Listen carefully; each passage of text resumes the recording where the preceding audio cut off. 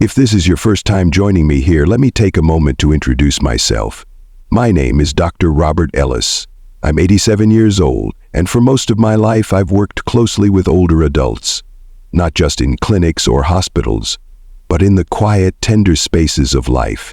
The midnight phone calls, the bedside confessions, the long silences where words were too heavy, and the stories that only get told when the years have softened the heart. I may not keep up with all the trends anymore, but I do carry something precious.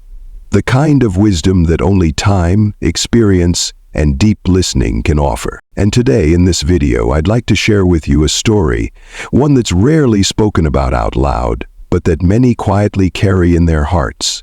Getting remarried in old age. Is it truly a new beginning, or could it be a hidden path to a deeper kind of loneliness? You see, over the decades I've walked beside countless elders as they made this choice. Some found companionship and peace, while others lost everything. Not just finances, but relationships with their children, their sense of stability, and sometimes even their dignity. So if you or someone you love is standing at this crossroads, wondering whether to open their heart again in this later chapter of life, I invite you to stay with me. What I'll share isn't meant to scare you. It's meant to ground you, to offer clarity, care, and a bit of honest guidance that I've gathered across a lifetime of watching both joy and regret unfold. And if you stay with me until the end of this video, I believe you'll walk away with not just information, but a deeper sense of calm and confidence for the road ahead. Now let me tell you what I've seen. I still remember Mr. Kim. He was 75 when I first met him. A quiet, deliberate man with a kind of steadiness you only develop after decades of living simply and wisely. After losing his wife, he chose to live alone for 10 years. Not in bitterness or sorrow, but in quiet devotion to a life he'd built carefully. He had routines, he kept a garden, read the newspaper with a thermos of tea each morning. Every penny was accounted for. Every decision, from groceries to insurance, made with the intention of preserving his independence. His retirement fund, his savings, his modest home, all were the fruits of a life lived with care and discipline. Then one day, someone entered his life. She was nearly 10 years younger, cheerful, warm, with a gentle voice that reminded him of a spring day. It began innocently enough: shared meals, walks around the neighborhood, conversations that made the evenings feel less heavy, and soon after, perhaps nudged by a longing that had been sitting quietly in his chest for years, he decided to remarry. At first it seemed like a sweet second chance. They cooked together, traveled a little, and brought life back into a house that had grown too quiet. But as months passed, changes began to appear. Subtle at first: a joint bank account, her name added to the pension deposits, then to the house deed. It all happened quietly, the way erosion works, not overnight but steadily, unnoticeably, until the foundation begins to shift. 3 years later, Mr. Kim came back to see me. He wasn't the same man. His shoulders had folded inwards, his voice was thin, and when he reached for the tissue box, I knew it wasn't the flu that brought him in. "Doctor," he said, barely above a whisper, "it's all gone. Everything." She left, and with her went the money, the trust. My children, they don't talk to me anymore. There was no anger in his eyes, no blame, just grief, the kind that sits in the bones, the kind you can't cry out, only carry. And what broke my heart most wasn't the money he lost, though that in itself was a lifetime's worth. It was the realization that in the final chapters of his life, he had been made to feel foolish, vulnerable, unseen. He didn't just lose his finances, he lost his place in his family, in his own story. You see, when we speak of wealth at this age, we're not talking about luxury. We're talking about security, about the quiet peace of knowing you have enough to live with dignity without becoming a burden. And when that is taken, whether by naivety or misplaced trust, it takes more than savings to recover. It takes time, time that many don't have. So if you are listening now and thinking, "That won't happen to me," I'm careful. I ask you to pause, because loneliness, in its silent persistence, can nudge even the most reasonable people toward decisions they wouldn't have made in brighter seasons. This isn't a warning born of fear, it's a plea from someone who has seen too many elders walk into love and walk out empty-handed. You've spent a lifetime building a life that deserves to be protected, not just from malice, but from the gentle illusions of late life longing. And that, my dear, is the first thing I hope you remember. There's something that never gets easier to witness, no matter how many times I've seen it. And that is a parent, in the later years of life, becoming estranged from their own children because of a single decision made too quickly, too quietly, and often too hopefully. One man comes to mind, Mr. Lee. He was 68 when he remarried. His wife had passed away years prior, and his 2 adult children had already moved out, started families, and settled into their own lives. He told me he didn't want to be a burden to them. He simply longed for companionship, someone to share meals with, to talk to in the quiet of the evening, but he never introduced the woman to his children. There were no conversations, no gradual steps. One day, seemingly out of the blue, he informed them that he was remarried, and a few months later he made another choice. He added her name to the title of the family home. The very home their mother had lived in, the one they grew up in, where birthdays were celebrated and grief was once shared. His son came to see him after that, not to argue, not to shout, but to say something that has stayed with me, Dad. That house was part of Mom. It was the last piece of her, and now it feels like you're trying to erase her, like we were never a family. And then came the silence, not an angry silence, a grieving one. Calls stopped. Holidays passed with empty chairs. The grandchildren grew up without visits. Mr. Lee, now living in a house technically twice the size in name, began to feel smaller inside it. He told me once, during a checkup, I didn't think they'd take it so personally. I thought they'd be happy I wasn't alone. But loneliness, he soon learned, takes many forms, and the worst kind is not living alone. It's being surrounded by people who no longer look you in the eyes the same way. You see, family bonds, especially in later life, are fragile, not because they're weak, but because they're sacred. When an elder remarries, particularly without transparency or conversation, the children can feel displaced, not just in affection, but in legacy. Especially if the new relationship alters inheritance, shifts loyalties, or overrides memories that were never meant to be erased. And this isn't about selfishness. Most children aren't upset that their parent has found someone new. What hurts them is when it feels like the past, their mother, their memories, their shared life, is being overwritten by someone they barely know. It's the speed, the secrecy, the lack of inclusion that fractures the relationship. So ask yourself gently, is the companionship I'm seeking worth the possibility of distancing those who've walked with me the longest? And if I don't bring them into the conversation now, will I still have the chance to? Because the tragedy isn't only in what is done, it's in what is lost.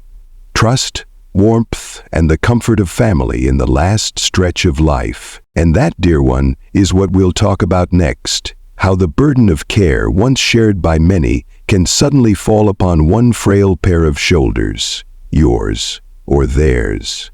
There's a common belief I've heard many times in my years as a doctor, that growing old with someone, anyone, is better than growing old alone. It's a comforting thought, isn't it? The idea of 2 people sharing soup on rainy days, holding hands on quiet walks, offering warmth in the long hush of evening. And sometimes it does happen like that, but more often than not, what starts as companionship in later life becomes something heavier, something neither of them truly expected. Because love in old age does not arrive alone. It often comes hand in hand with illness, with frailty, with the sudden collapse of what once felt steady. I recall one woman in particular. She was 66 when she remarried, and her husband was just a few years older. They traveled, laughed often, and for a while it was beautiful. Then, 3 years in, he suffered a major stroke. The strong, smiling man she once leaned on became partially paralyzed overnight. and she, with her own back pain, with joints that ached every morning, had to become his full-time caregiver. When she sat in my office, the bags under her eyes were deeper than anything physical. Her voice was barely above a whisper when she said to me, "Doctor, I didn't sign up for this. I just wanted someone to talk to. Now, I don't even have time to talk at all." She wasn't heartless. She was exhausted and ashamed to admit it. It's something not often said aloud, but deeply true. Caring for someone, especially in your 70s or 80s, is not just emotionally demanding, it is physically overwhelming. Changing adult diapers in the middle of the night, administering medication with shaky hands, lifting, bathing, soothing, reassuring. Tasks that would challenge someone in their prime can break someone already fighting their own silent battle with aging. And the question must be asked, gently but honestly, do you have the strength to care for another if their health fails? And perhaps even more difficult, would you want them to carry that same weight for you? Because unlike the partnerships of youth where care is expected to be mutual and enduring for decades, a partnership in older age can quickly become uneven. One person becomes the caregiver, the other the dependent. And in that shift, love can quietly turn into burden, into guilt, into resentment, not because the love wasn't real, but because the body can no longer keep up with what the heart wants to give. And if both fall ill, which happens more often than you'd think, the burden doesn't get shared, it gets multiplied. Families become involved, tensions rise, and what was once a source of comfort becomes a center of conflict. This is not to say that every late-life relationship ends in this way, but it is to say that love, at this age, must come with full awareness, not just of the heart, but of the body. Because love is not enough when hands can no longer lift, when sleep becomes a memory, when the one you hoped would ease your loneliness now depends on you just to eat and bathe, and therefore it is all better. Can you just to eat and bathe? And so we move gently now into the next layer of this reality, the legal and financial complexities that many forget to prepare for until it's far too late. Because as much as the heart seeks simplicity, the law rarely offers it. I once sat in a courtroom as a medical witness for a case that dragged on for 3 full years. It was a bitter, tangled inheritance dispute that followed the death of an elderly man who had remarried late in life, and who, crucially, had never updated his will. He wasn't a careless man. In fact, he had been a respected teacher, a quiet presence in the community. But like many elders, he believed he had time. He trusted that his children would understand, that his new wife would do the right thing, and that his intentions would somehow be known, even if they were never written down. But intentions, unfortunately, have no place in probate court. After his passing, the legal storm began. His biological children, born from his first marriage, contested the rights of the new spouse. The new spouse, in turn, challenged the division of assets, citing the legitimacy of their union. And then came the stepchildren, each with their own claims, memories, and fears of being forgotten. What followed was not grief but litigation, not mourning but accusations. In the end, more than $1 million was spent in legal fees alone, and what little remained was soaked in bitterness and silence. One of the man's daughters said to me after the final hearing, "If my father could see us now, he'd be devastated. This is not the family he left behind. This is the wreckage of what we couldn't say while he was still alive." And that's the truth of it. Late-life marriage isn't just about emotion. It comes entangled with laws, titles, rights, and responsibilities that most people underestimate until it's too late. The older we are, the more we've built. Homes, pensions, investments, legacies. And all of it can be reshaped or undone by a single change in marital status. Because unlike the tender language of romance, the language of law is cold, precise, and unforgiving. A new spouse has legal rights to property, pensions, survivor benefits, even decisions around end-of-life care. Without proper planning, written wills, legal agreements, clear communication, a remarriage can uproot everything, not just finances, but harmony, memory, and the fragile trust between generations. You may be thinking, but if I plan carefully, that won't happen to me. And yes, preparation matters. Legal documents can help. But let me ask you gently, will your children understand those papers? Will your new spouse accept those terms without resentment? Will everyone feel equally honored, equally seen? Because even when the law is followed perfectly, the emotional wounds often remain. A child who feels erased, a spouse who feels secondary, a family that becomes fractured, not from malice, but from misunderstanding and unmet expectations. This, dear one, is why it's so important to think ahead, not just legally, but relationally.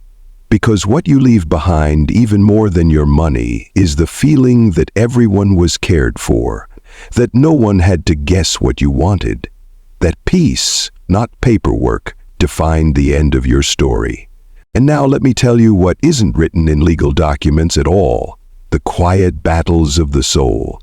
Because even when everything is perfectly planned, the heart can still ache. And that ache often takes the form of loneliness, confusion, guilt, all hidden under the surface of a new relationship. Let's talk now about the emotional weight many carry in silence, long after the wedding photos fade. There's something tender and bittersweet about love in old age. It arrives not with fireworks or wild declarations, but with a softer hope, a hope that someone might walk beside us in the quiet stretches of life. And yet this very softness can make late-life love dangerously fragile. Like morning mist, it's beautiful, but fleeting, and when mistaken for the sunrise of something entirely new, it can leave us disoriented in the cold once it lifts. I remember a woman named Mrs. Huang. She was 67 when she remarried, gentle in spirit, thoughtful in conversation, and full of quiet optimism.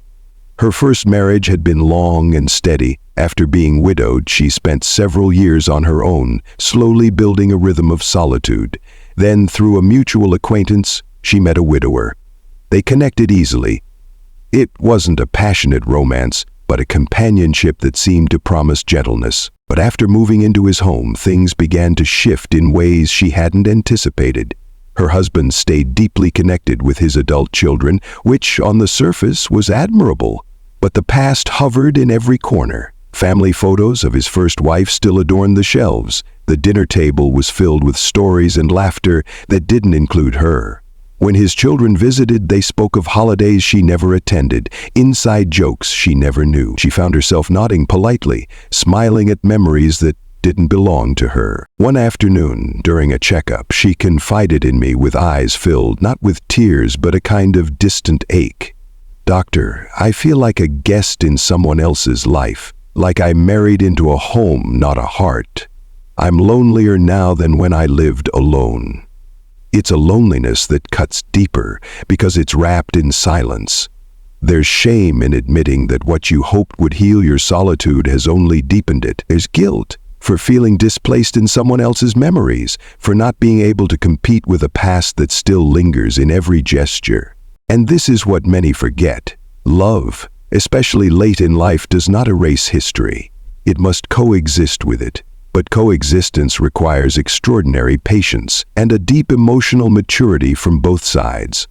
Otherwise, the one who enters later becomes an outsider in a family that has already been written, their story an appendix no one remembers to read. It's important to know this, not to discourage love, but to ground it, because the heart still longs, even at 70, even at 80.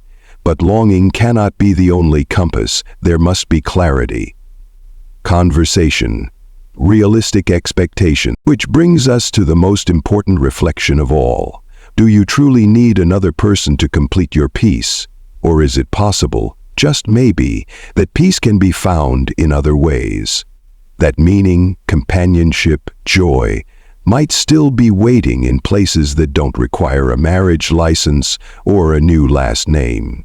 So then, what would I tell you after all this? Not to fear love, not to close your heart, but rather to love wisely, to love yourself first and enough so that you don't rush to fill a quiet space with a decision that might undo the peace you've spent a lifetime creating. You see, there are many ways to grow old with joy, with connection, and with meaning, none of which require entering a new legal marriage. In fact, sometimes the most loving thing you can do for yourself is to choose companionship without entanglement. I've seen many elders find deep comfort living with a close friend, someone who shares their rhythm of life without mixing bank accounts or rewriting inheritance documents. A shared breakfast, a walk in the park, a familiar voice in the hallway. It can be enough. And then there's community, a word that often fades as we grow older but shouldn't. Joining a painting class or a small walking group or even a local dance circle, not for the activity itself, but for the laughter and the stories exchanged in between. I've watched men and women come alive again, not through romance, but through belonging. And let's not forget the quiet power of family. Reaching out to grandchildren, even if they seem too young, too distracted, they remember. They carry your stories, they need your presence, your steady gaze, your slower pace. And you, dear one, need them too. There is a certain warmth only they can bring, a certain thread of legacy that only grows stronger when woven together across generations. If your heart still aches to be needed, to be of use, then turn towards service. Volunteer. Offer your time and wisdom to those who need it most. Children, the sick, the lonely. I've seen elders light up, not from being loved romantically, but from being of value again. The feeling of being useful, it restores something deep inside us, something that says, I still matter. And then, of course, there is preparation. Not the kind of preparation that comes from fear, but from care. Sort your documents, protect your assets, ensure your wishes are known and honored. Plan ahead so that no one else must make difficult decisions for you. When you do that, you give your loved ones the greatest gift of all, peace. Peace to focus on love, not logistics when the time comes. So you see, there is more than one way to fill a life, more than one way to grow old with grace, and more than one kind of love worth keeping. And so, my dear, if you've stayed with me through this quiet conversation, thank you. I don't take your time or your heart lightly. You see, growing old is not the end of the story. It's a chapter unlike any other, not rushed, not loud, but filled with meaning if we know where to look. It's a time not to chase after what once was, but to protect what still is. Your peace, your dignity, your connections, your truth. The world may tell you that love, in its traditional form, is the only path to wholeness. But I'm here to remind you, you are already whole. You do not need a marriage certificate to feel cherished. You do not need someone else's last name to feel seen. You do not need to fill every quiet moment with company to know that you are deeply alive. And if someday love does find you, let it come gently, with clarity, with mutual care, and with your well-being firmly protected. Let it add to your life, not replace it.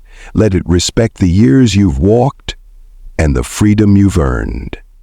So as you leave this video today, I hope you carry one thing with you, that your later years can be filled with richness, not because of who stands beside you, but because of how fully you've chosen to stand within yourself. Until next time, take care of your heart, take care of your peace, and always remember, the most beautiful kind of love begins with self-respect.